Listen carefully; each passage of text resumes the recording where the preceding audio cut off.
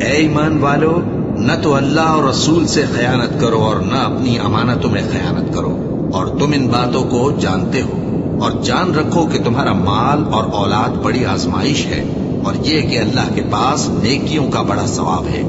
مومنو، اگر تم اللہ سے ڈرو گے تو وہ تمہارے لیے حق و باطل کا فرق ظاہر کر دے گا اور تمہارے گناہ مٹا دے گا اور تمہیں بخش دے گا، اور اللہ بڑے فضل والا ہے۔ اور اس وقت کو یاد کرو جب کافر لوگ تمہارے بارے میں چال چل رہے تھے کہ تم کو قید کر دیں یا جان سے مار دیں یا وطن سے نکال دیں،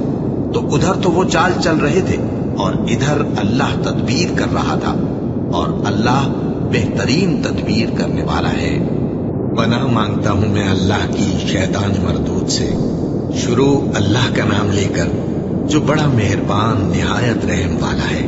اور جب ان کو ہماری آیتیں پڑھ کر سنائی جاتی ہیں تو کہتے ہیں یہ کلام ہم نے سن لیا ہے، اگر ہم چاہیں تو اسی طرح کا کلام ہم بھی کہہ دیں، اور یہ ہے ہی کیا، صرف اگلے لوگوں کی حکایتیں ہیں۔ اور جب انہوں نے کہا کہ اے اللہ، اگر یہ قرآن تیری طرف سے برحق ہے تو ہم پر آسمان سے پتھر برسا یا کوئی اور تکلیف دینے والا عذاب بھیج دے۔ اور اللہ ایسا نہ تھا کہ جب تک اے پیغمبر تم ان میں تھے انہیں عذاب دیتا، اور نہ ایسا ہے کہ وہ تو بخشش مانگے اور اللہ انہیں عذاب دے۔ اور اب ان کے لیے کون سی وجہ ہے کہ وہ انہیں عذاب نہ دے، جبکہ وہ مسجد حرام میں نماز پڑھنے سے روکتے ہیں، جبکہ وہ اس مسجد کے متولی بھی نہیں ہے۔ اس کے متولی تو صرف پرہیزگار ہیں، لیکن ان میں کے اکثر نہیں جانتے۔